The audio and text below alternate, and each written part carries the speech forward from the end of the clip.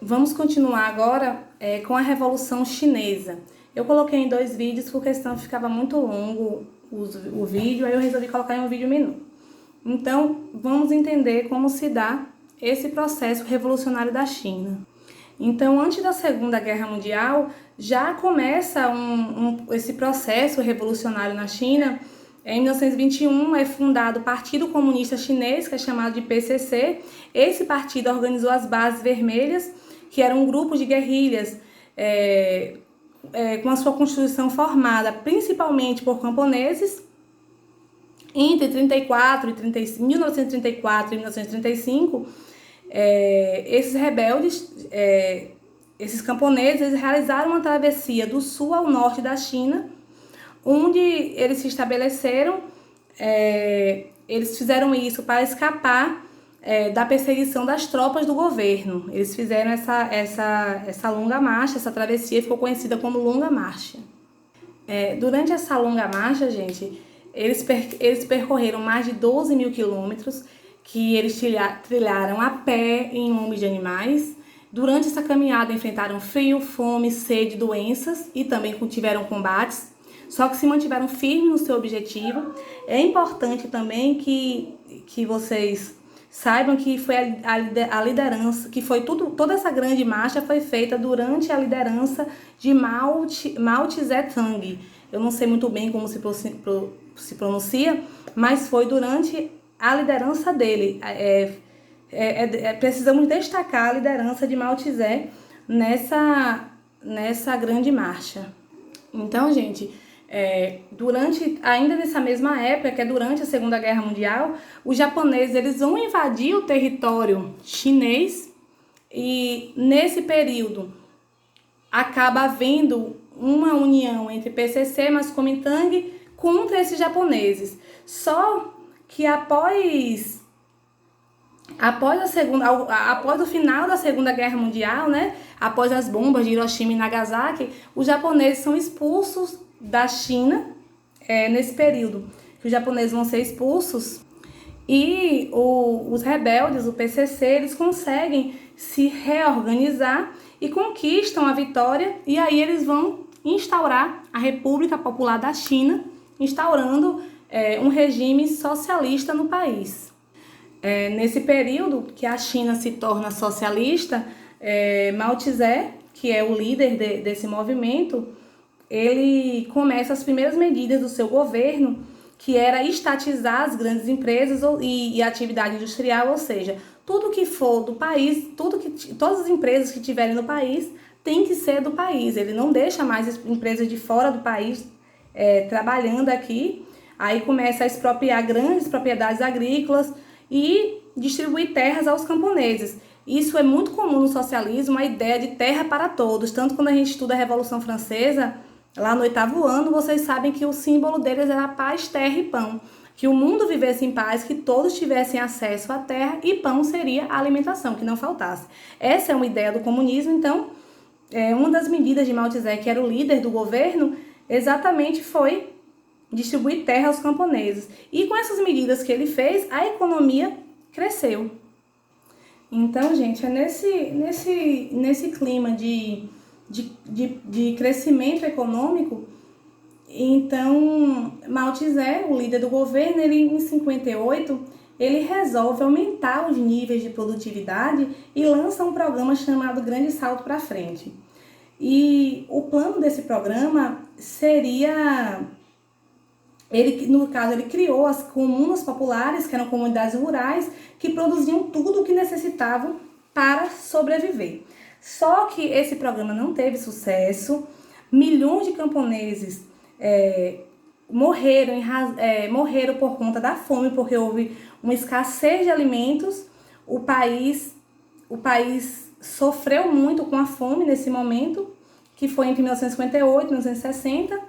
E aí, em 1960, que um setor do PCC começa a incentivar novamente as práticas de livre mercado e uma iniciativa de mudar a produtividade. Nesse momento, o Exército Vermelho, que muda o seu nome para Exército Popular de Libertação, EPL, defendia o contrário do que o PCC queria nesse momento. Eles queriam que o país tivesse os mesmos princípios revolucionários e anticapitalistas, continuasse comunista. O EPL, que é o Exército Popular de Libertação, sai vitorioso e o país ainda se mantém socialista. Em 1972, o presidente dos Estados Unidos ele visita a China e tenta se aproximar os Estados Unidos com a China. Nessa época, a China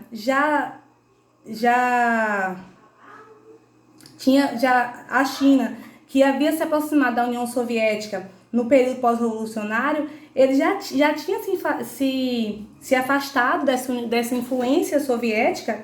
Então, a partir de 1976, com a morte de Mao Tse, que era um dos grandes líderes da Revolução Chinesa, e Zhou Enlai, que também era um grande líder, fez com que se acelerasse uma tecnologia ocidental no país, vinda de fora, né, vinda do Ocidente. Então, nesse momento, o governo chinês começa a priorizar a formação técnica e enviar jovens para estudar no exterior, principalmente nos Estados Unidos. Então, essa aproximação entre Estados Unidos e China acabou transformando a economia chinesa. A China, do ponto de vista dos direitos civis e políticos, os avanços não foram tão grandes. A China manteve o regime de partido único e a repressão às manifestações de oposição. Agora nós vamos conhecer um pouquinho da Revolução Cubana. Desde o início do século XX, então, a Cuba era uma espécie de colônia norte-americana.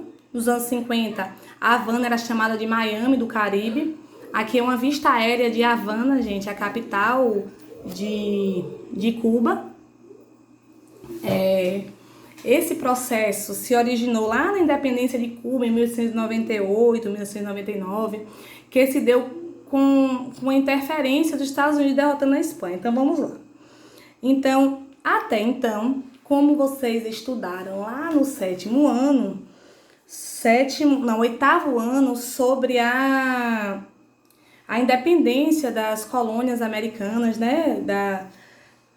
Cuba também era uma colônia espanhola, e Cuba é o último país a conseguir ficar independente da América Cuba é o último país a se tornar independente, e só conseguiu essa independência com a ajuda dos Estados Unidos.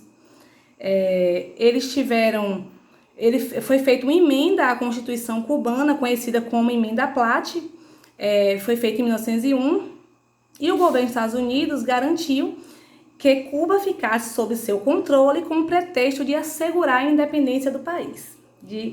Só que, em contrapartida, né, o que Cuba deveria fazer para devolver aos Estados Unidos? Os Estados Unidos não vai fazer nada à toa, né, gente? Perceba que cada vez que a gente observa que os Estados Unidos ajudou algum país, ele tem algum interesse por trás, ele quer alguma coisa. Então, Cuba venderia ou arrendaria terras aos Estados Unidos para que os Estados Unidos estabelecessem suas bases navais ou de apoio a tropas militares. Então, não foi à toa que os Estados Unidos oferecem ajuda a Cuba.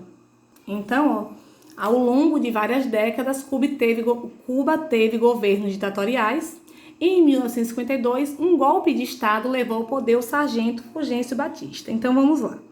Só que os Estados Unidos foi quem deu o amparo, foi quem ajudou que Fulgêncio Batista chegasse ao poder. Só que ele já havia governado o país, Cuba, por muito tempo, e havia sido derrotado nas eleições daquele ano. Então, durante muito tempo, ele foi um aliado fiel dos Estados Unidos, e o golpe se deu com o apoio dos Estados Unidos, exatamente. O governo dele foi marcado por corrupção, desigualdade econômica, muita repressão. Então, é nesse contexto que surgem grupos que começam a se reunir para depor Fulgêncio Batista, para tirar ele do poder. E dos líderes rebeldes era Fidel Castro, que, que foi também presidente, depois disso, claro, presidente da China até o dia, de Cuba até o dia da sua morte. Então, gente, em 1956, Fidel Castro, ele é líder, ele organiza um movimento, esse movimento vai ser chamado de guerrilha, e vai ter a ajuda de um argentino muito conhecido, muita gente gosta de usar as camisas com a foto dele, Ernesto Che Guevara, ou para os íntimos, como ele já é conhecido como Che Guevara. Claro que é uma revolução, houve lutas. No primeiro confronto, o grupo foi reduzido a 12 combatentes, então isso quer dizer que muitos morreram no primeiro confronto, mas uma coisa importante é que Fidel Castro ele teve um apoio popular, então rapidamente ele vai conquistando territórios. Então, rapidamente ele vai derrotando as forças do governo e ganhando a simpatia da população.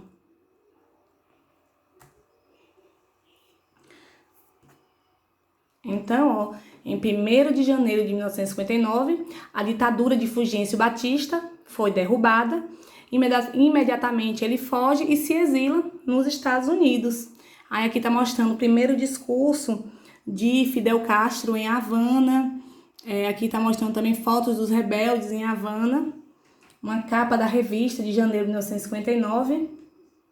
Então, logo no início do seu governo, no primeiro ano de Fidel, ele nacionalizou a empresa, aquela questão de estatizar, que eu já falei, confiscou os bens dos mais ricos, e ele fez a reforma agrária. O que é essa reforma agrária, gente? Aquela ideia do socialismo, do comunismo que eu sempre disse, que os bens fossem divididos, que todos tivessem acesso à terra. Quando eles falam em acesso à terra, é claro que a moradia, a terra para plantar, o pão e paz, né? Então a ideia de Fidel era que gradativamente ele conseguisse o comunismo. Então Cuba foi se tornando comunista e atraindo contra si a fúria de quem? Dos Estados Unidos, que queria manter Cuba ainda como sua colônia, fazer com que Cuba tivesse subordinada a eles. É muito importante lembrar, gente, sobre a presença de Che Guevara, o que foi Che Guevara para essa Revolução Cubana. Como eu digo, ele não é cubano, ele é argentino, mas Che Guevara vai para Cuba ajudar na Revolução Cubana. Ele é exaltado nas escolas de Cuba. Ele foi um dos grandes colaboradores do governo de Fidel Castro. E também foi, como eu mostrei antes a vocês, ele participou desse movimento de guerrilha. Che Guevara também, gente, teve papel central lá no início do governo, mais ainda na área econômica, porque é ele que ajuda Fidel Castro a executar esse projeto socialista e impulsionar o crescimento econômico de Cuba. A Revolução Cubana fez com que mudasse os costumes, as práticas sociais. As mulheres tiveram uma participação política mais importante, tiveram um aumento na sua participação política e nas decisões coletivas. Durante o governo de Fidel também houve o avanço nas áreas como saúde e educação. Mas há uma crítica muito grande a Cuba ainda, gente. Mesmo eu posso dizer a vocês hoje que Cuba não há analfabetos. Fidel, ele decidiu que a única maneira de erradicar o analfabetismo no país seria que durante 2 anos as pessoas parassem de estudar e os alfabetizados iriam alfabetizar os analfabetos. E hoje não há analfabetismo, não há analfabetização no país, não há analfabetos em Cuba. Mas a questão de toda a crítica sobre Cuba e Fidel Castro é por conta das pessoas não terem a liberdade de expressão. Cuba é uma república comunista, mas também é uma república, não, é uma ditadura comunista. Então, mesmo sendo comunista, é uma ditadura. Não há liberdade de expressão, entre outros direitos, e é isso que as pessoas mais criticam Cuba. Em 2008, Fidel Castro ele renunciou ao cargo porque teve problemas de saúde e ele foi sucedido por seu irmão Raul Castro até o dia da morte do irmão dele. Raul Castro também promoveu algumas mudanças econômicas, mas ele manteve o sistema político, que era a ditadura. E 10 anos depois, após a sua morte, um novo presidente foi eleito e tudo indica que continuariam sendo implementadas mudanças no país. E vamos esperar. Mas deu para conhecer um pouquinho sobre a Revolução Cubana. Então, vamos ver qual foi a reação dos Estados Unidos, né? Nesse momento, tinha acabado de se tornar presidente dos Estados Unidos em janeiro de 1961. John Kennedy, ele representava a esperança de grandes mudanças. Talvez era conhecido como o Barack Obama branco dos anos 60. E nesse contexto, a Revolução Cubana incomodava e muito. Então, olha só, antes da Revolução, a economia de Cuba era toda voltada para a indústria açucareira. E Cuba dependia do capital obtido da exportação desse açúcar, e eles exportavam para os Estados Unidos. O que é que acontece? Quando Fidel Castro resolve estatizar tudo, ele nacionaliza as empresas estrangeiras, os Estados Unidos é o primeiro afetado. Por quê? Porque 80% das empresas que existiam no país eram dos Estados Unidos. E o que é que o governo dos Estados Unidos resolve fazer? Em retaliação, deixa de comprar o açúcar produzido em Cuba. Então, em 1961, o que acontece? Os Estados Unidos rompem as relações diplomáticas com Cuba e resolve invadir Cuba. Há uma invasão militar, a invasão da Baía dos Porcos em Cuba, e a intenção era derrubar o regime ditador, o regime comunista e as forças de Fidel Castro. Porém, o ataque foi um fiasco e sacramentou a opção de Cuba pelo comunismo. Em poucas horas, as forças invasoras, ou seja, os militares dos Estados Unidos, foram derrotados. Então, o que acontece? Os Estados Unidos, claro que ia ter uma retaliação, ia ter uma resposta, né? Em 1962, os Estados Unidos aprovaram o embargo econômico ao regime cubano. A intenção era acabar com a economia do país.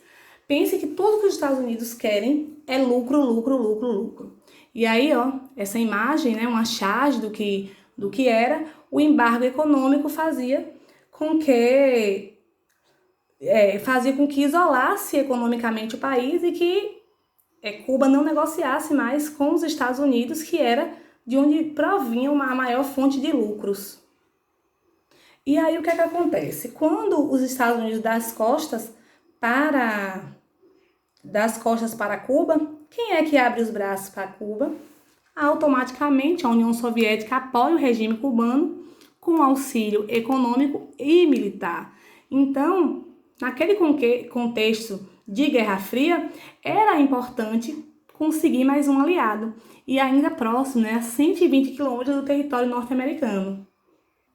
É nesse momento, lá em 1961, que Fidel declara que Cuba é um país socialista. E aí, como eu disse, eles se tornam aliados, né? Se tornam aliados Cuba e União Soviética.